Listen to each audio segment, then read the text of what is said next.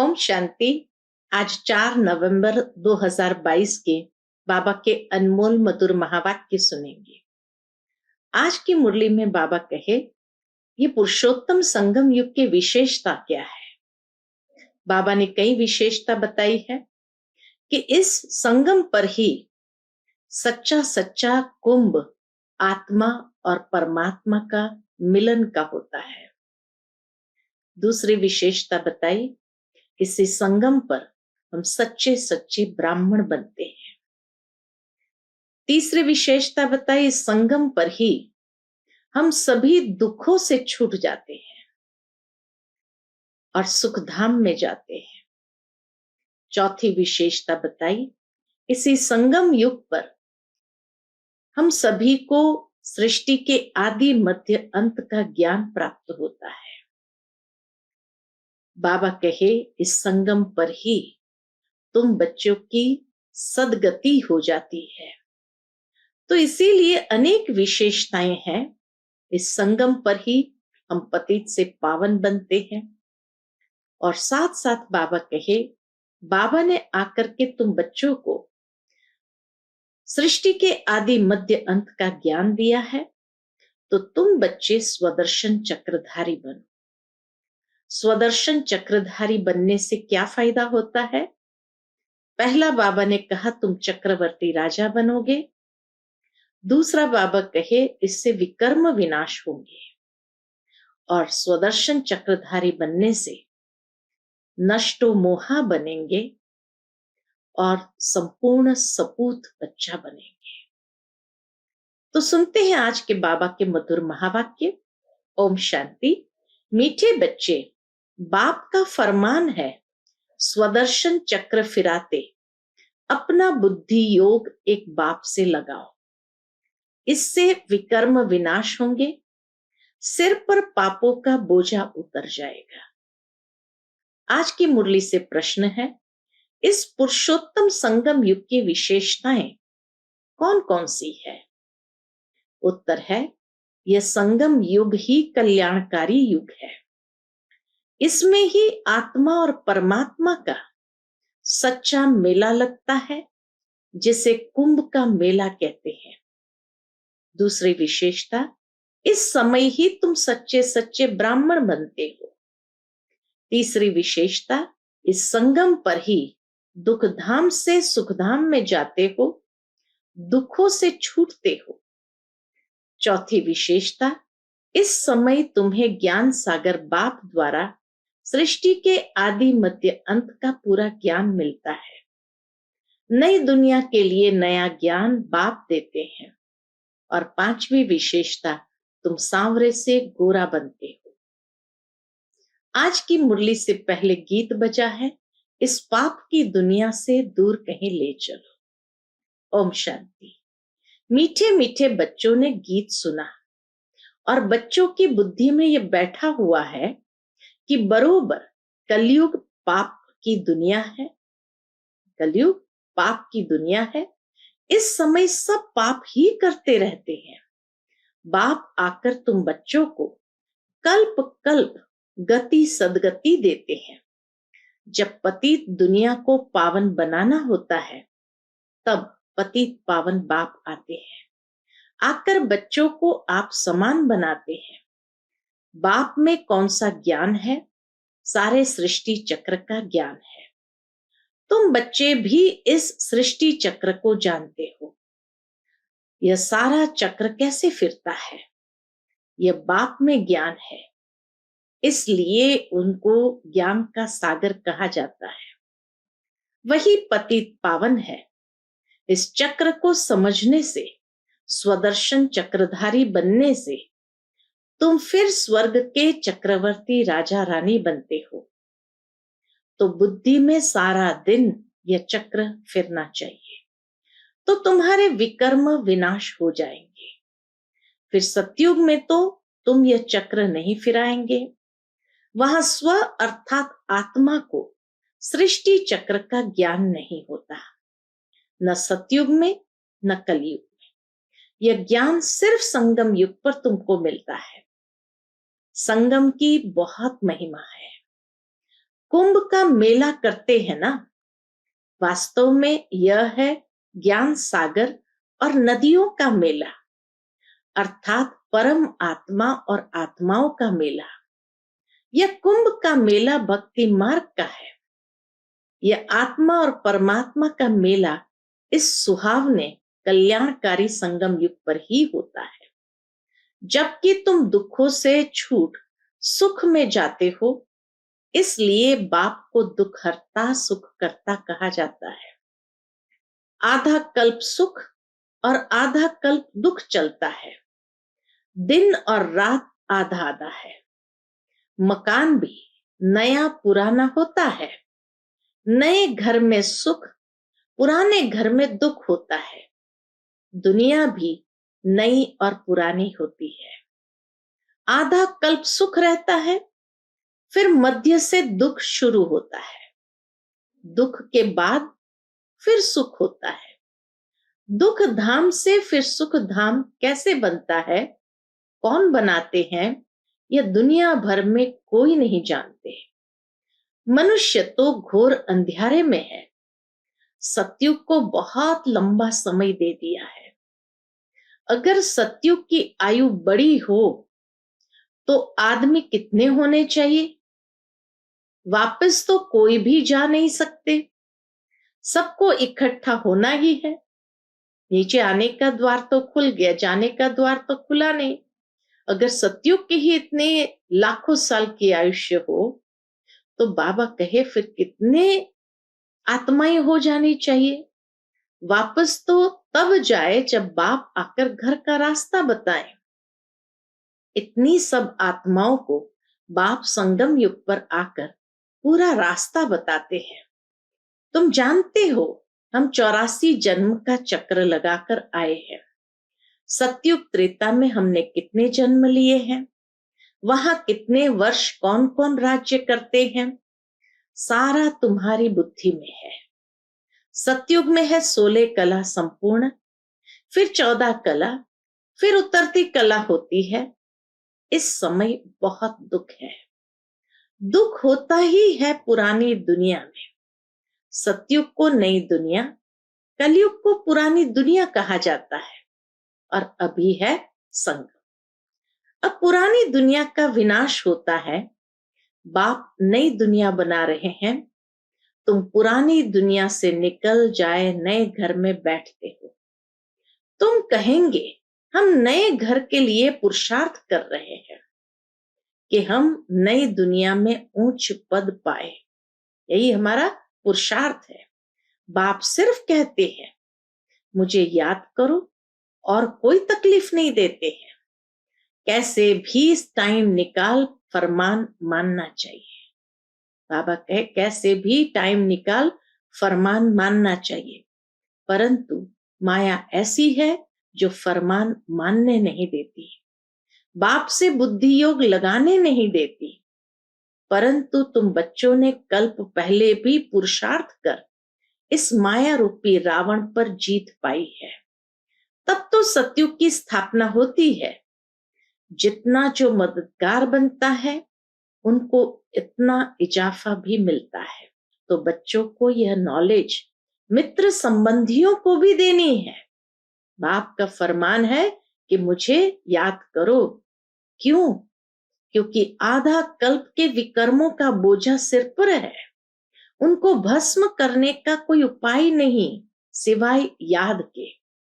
भल गंगा जमुना को पतित पावनी कहते हैं, समझते हैं हम पावन हो जाएंगे, परंतु पानी से पाप कैसे कटेंगे?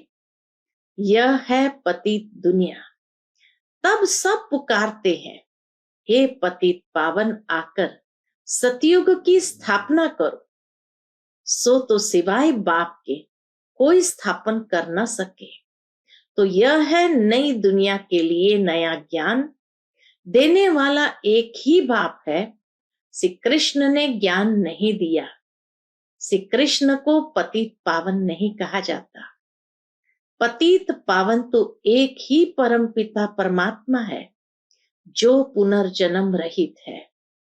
तुम जानते हो श्री कृष्णपुरी को ही विष्णुपुरी कहा जाता है। श्री कृष्ण की राजधानी अपनी, राधे की राजधानी अपनी। फिर उन्हों की आपस में सगाई होती है। राधे कृष्ण कोई भाई बहन नहीं थे, भाई बहन की आपस में शादी नहीं होती है। अब तुम्हारी बुद्धि में यह बातें टपकती रहती है। पहले ये नहीं जानते थे, अब मालूम पड़ा है कि राधे कृष्ण ही फिर लक्ष्मी नारायण बनते हैं, स्वर्ग के महाराजा और महारानी। प्रिंस और प्रिंसेस राधे कृष्ण गाए हुए हैं। उन्हों के माँ बाप का इतना ऊंच मर्तबा नहीं है। ये क्यों हुआ? क्यों उनका इतना ऊंचा मर्तबा नहीं है? क्योंकि उन्हों के माँ बाप कम पढ़े हुए हैं। राधे कृष्ण का जितना नाम है, उन्हों के माँ बाप का तो जैसे नाम है ही नहीं। जन्म देने वाले माँ बाप का तो जैसे नाम है ही नहीं। वास्तव में जिसने जन्म दिया, उन्हों का नाम बहुत होना चाहिए, परंतु नहीं। राधे कृष्ण सबसे ऊंच है, उन्हों के ऊपर तो कोई है नहीं। राधे कृष्ण पहले नंबर में गए हैं, फिर पहले नंबर में महाराजा महारानी भी बने हैं। बल जन्म माँ बाप से लिया है, परंतु नाम उन्हों का ऊंचा है। राधे कृष्ण का नाम ऊंचा है। ये बुद्धि में अच्छी तरह बिठाना है। जबकि तुम यहां बैठे हो तो यह स्वदर्शन चक्र फिराते रहो। इस चक्र फिराने से तुम्हारे पाप भस्म होते हैं, अर्थात रावण का सिर कटता है। यह सतयुग, त्रेता, द्वापर, कलयुग का चक्र है ना। हम पहले सो देवता थे, फिर क्षत्रिय, वैश्य, शूद्र बने, अब फिर हम ब्राह्मण बने हैं, फिर हम सो देवता बनेंगे। बाबा ने ओम का अर्थ अलग समझाया है, हम सो का अर्थ अलग है। ओम का अर्थ अलग है, हम सो का अर्थ अलग है। शास्त्र में एक ही कर दिया है। वह समझते हैं ओम अर्थात हम आत्मा सो परमात्मा, परमात्मा सो आत्मा। यह है उल्टा। तो ओम और हम सो का अर्थ एक कर दिया। बाबा कहे यह उल्टा है। बाप समझाते हैं ओम अर्थात हम आत्मा है, परम पिता परमात्मा की संतान है। मैं भगवान, यह कोई ओम का अर्थ नहीं है। हाँ, लोग तो दुनिया में समझते कि ओम माना मैं भगवान। हम आत्मा निराकार है, हमारा बाप भी निराकार है, साकार शरीर का बाप भी साकार है। हम परमात्मा की संतान है, तो हमको स्वर्ग की राजधानी जरूर चाहिए। बाप हमको स्वर्ग का वर्षा देने आए।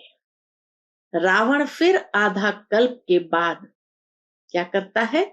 श्राप देते हैं, तो तुम दुखी तमो प्रधान बन जाते हो।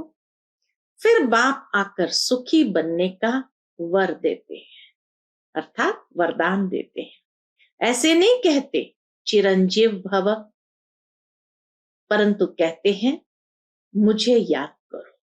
वरदान कैसे देते हैं? कहते हैं मुझे याद करो, तो इस जन्म सहित जो भी जन्म जन्मांतर के पाप है वह भस्म हो जाएंगे। इसको योग अग्नि कहा जाता है।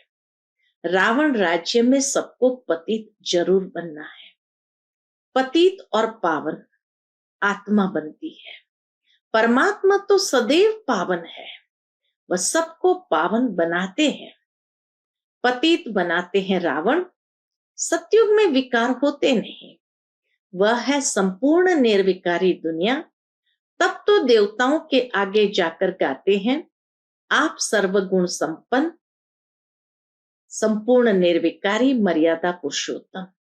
यह महिमा शिव के आगे नहीं गाएंगे। देवताएं जो पावन है सो पतित बनते हैं, ये खेल है।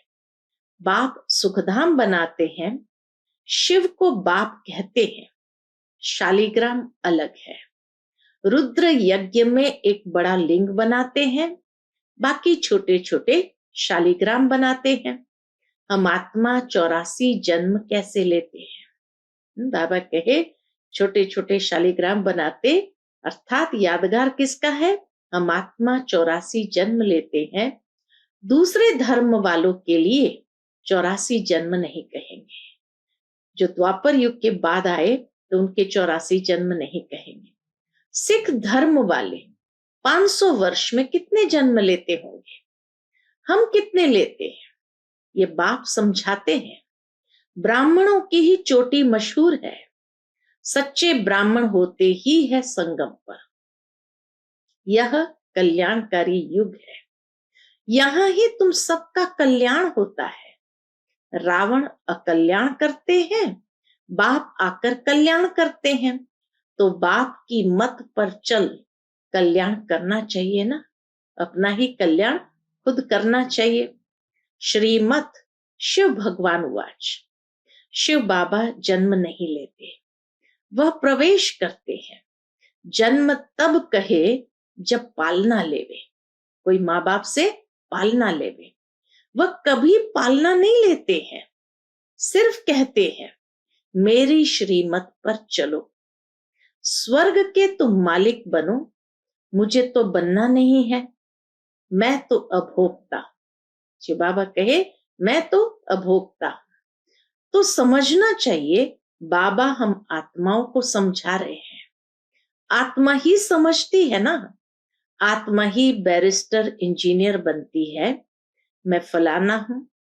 आत्मा ने कहा हम देवता थे, फिर हम 8 जन्म बाद क्षत्रिय बने, फिर 12 जन्म लिए, फिर मैं पतित बनता हूं। अब बाप कहते बच्चे आत्म अभिमानी भव। अब बाबा कहते बच्चे आत्म अभिमानी भव। ये समझने की बातें हैं। आत्मा कहती है हम सतयुग में थे तो महान आत्मा थे, फिर कलयुग में महान पाप आत्मा बने। सतयुग में थे तो महान आत्मा थे, फिर कलयुग में महान पापात्मा है। सबसे महान ते महान महान आत्मा है एक परमात्मा जो सदैव पवित्र है। यहां तो मनुष्य सदैव पवित्र रहते नहीं, सदैव पवित्र तो सुखधाम में रहते हैं। त्रेता में भी कुछ कला कम होती जाती है, अभी हमारी चढ़ती कला है। हम स्वर्ग के मालिक बनते हैं, फिर त्रेता में आएंगे तो 2 कला कम हो जाएंगी, फिर द्वापर में 5 विकारों का ग्रहण लगने से काले होते जाते हैं। अभी बाप कहते हैं इन 5 विकारों का दान दो तो ग्रहण उतर जाए, फिर तुम सतयुगी संपूर्ण देवता बन जाएंगे। ग्रहण उतर जाएगा तो बाबा कहे तुम संपूर्ण देवता बन जाएंगे। पहले पहले कौन सा ग्रहण लगा? देह अभिमान छोड़ो, देह अभिमान का ग्रहण लगता है। काम विकार का दान दो, अंत में आकर नष्टो मोहा बनना होता है। अभी तुम आत्माओं को स्मृति आई है कि हमने बरोबर 84 जन्म भोगे। द्वापर से रावण ने श्रापित किया है, इसलिए सब दुखी है। क्या द्वापर के राजा रानी आदि बीमार नहीं पड़ते होंगे? बाबा पूछते हैं क्या द्वापर के राजा रानी आदि बीमार नहीं पड़ते होंगे? यह भी दुख हुआ ना, यह है ही दुख की दुनिया। सतयुग ही है सुख धाम, सतयुग ही है सुख धाम, बाकी द्वापर के बाद दुख आरंभ हो जाता है। तो भगवान की श्रीमत माननी चाहिए ना। बेहद के बाप की जो मत नहीं मानते उन्हें महान कपूत कहा जाता है। कपूत बच्चे को बाप से क्या वर्षा मिलेगा? सपूत बच्चे वर्षा भी अच्छा लेते हैं। जो खुद पवित्र बन औरों को पवित्र बनाते हैं, बेहद का बाप आत्माओं को पढ़ाते हैं। हे आत्माएं, कानों से सुनती हो? कहते हैं हाँ बाबा, हम आपकी श्रीमत पर चल जरूर श्रेष्ठ बनेंगे। जब बाबा पूछते तो बच्चे भी क्या कहते? हाँ बाबा, हम आपकी श्रीमत पर चल जरूर श्रेष्ठ बनेंगे। ऊंचते ऊंच भगवान है तो जरूर पद भी ऊंचते ऊंच देंगे ना। स्वर्ग का वर्षा देते हैं आधा कल्प के लिए। लौकिक बाप से तो हद का वर्षा मिलता है, अल्पकाल का सुख। कलयुग में है काग विष्टा समान सुख, इसलिए सन्यासी घर बार छोड़ देते हैं। वह गृहस्थ धर्म को नहीं मानते। गृहस्थ धर्म सतयुग में है ना। तुम जानते हो इस पढ़ाई से हम विष्णुपुरी में जाते हैं। उसके लिए परमपिता परमात्मा हमको पढ़ा रहे हैं। भक्तों को पता ही नहीं है कि भगवान कौन है, उनका कर्तव्य कौन सा है, कैसे वह पतित से पावन बनते हैं। बाबा कहे लोगों को ये पता ही नहीं भगवान कौन है, भक्तों को ये पता ही नहीं कि भगवान कौन है, उनका कर्तव्य कौन सा है, कैसे वो पतित से पावन बनाते हैं। अभी तुम पावन बन रहे हो। दुनिया उस पतित पावन बाप को याद कर रही है। अभी तुम संगम युग पर खड़े हो, बाकी सब कलयुग में है। वह समझते हैं कि कलयुग तो अर्जुन बच्चा है। तुम जानते हो कि कलयुग का अब विनाश होने पर है। अब तुम्हें सतयुग में जाना है। बाप ने तुम्हें स्मृति दिलाई है। मैं कल्प कल्प तुमको वर्षा देता, तो वर्षा पूरा लेना चाहिए ना। तो बाप ऐसे थोड़ी कहते हैं कि यहां बैठ जाओ, भल घर गृहस्थ में रहो। बाबा कहते हैं भल घर गृहस्थ में रहो, सिर्फ क्या करो, सिर्फ ये स्वदर्शन चक्र फिराते रहो और नष्टो मोहा हो जाओ। एक शिव बाबा, दूसरा न कोई। हम जानते हैं कि अब हमारा नया संबंध जुट रहा है, तो पुराने में ममत्व नहीं रहना चाहिए। नई दुनिया, नई राजधानी से ममत्व रखना है। अब तो मौत बिल्कुल सिर पर सवार है, तैयारियां होती रहती है। सतयुग में अकाले मृत्यु होती नहीं। समय पर एक पुरानी खाल छोड़ नई ले लेते हैं। बाबा कहे वो भी एक्यूरेट, समय पर एक पुरानी खाल छोड़ नई ले लेते हैं। अच्छा, मीठे मीठे सिकिलते बच्चों प्रति माता पिता बाप दादा का याद प्यार और गुड मॉर्निंग। रूहानी बाप की रूहानी बच्चों को नमस्ते। हम सब रूहानी बच्चों की रूहानी माता पिता बाप दादा को याद प्यार, गुड मॉर्निंग और नमस्ते नमस्ते। शुक्रिया बाबा, शुक्रिया। आज की मुरली से धारणा के लिए मुख्य सार है। पहली पॉइंट, स्वदर्शन चक्र फिराते पूरा पूरा नष्टो मोहा बनना है। मौत सिर पर है, इसलिए सबसे ममत्व निकाल देना है। दूसरी पॉइंट, बाप से वर्षा लेने के लिए पूरा श्रीमत पर चलना है। आत्म अभिमानी बन सपूत बच्चा बनना है। आज का बाप दादा का मधुर वरदान हम बच्चों के प्रति है, मन और बुद्धि को सदा सेवा में बिजी रखने वाले निर्विघ्न सेवाधारी भव। मन और बुद्धि को सदा सेवा में बिजी रखने वाले निर्विघ्न सेवाधारी भव। जो जितना सेवा का उमंग उत्साह रखते हैं उतना निर्विघ्न रहते हैं, क्योंकि सेवा में बुद्धि बिजी रहती है। खाली रहने से किसी को और आने का चांस है। बुद्धि खाली रही तो किसी और को आने का चांस है, और बिजी रहने से सहज निर्विघ्न बन जाते हैं। मन और बुद्धि को बिजी रखने के लिए उसका टाइम टेबल बनाओ। सेवा व स्वयं के प्रति जो लक्ष्य रखते हो, उस लक्ष्य को प्रैक्टिकल में लाने के लिए बीच बीच में अटेंशन जरूर चाहिए।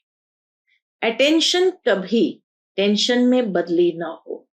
जहां टेंशन होता है वहां मुश्किल हो जाता है। आज का स्लोगन है, सेवा से जो दुआएं मिलती है वही तंदुरुस्त रहने का साधन है। सेवा से जो दुआएं मिलती है वही तंदुरुस्त रहने का साधन है। अच्छा, ओम शांति।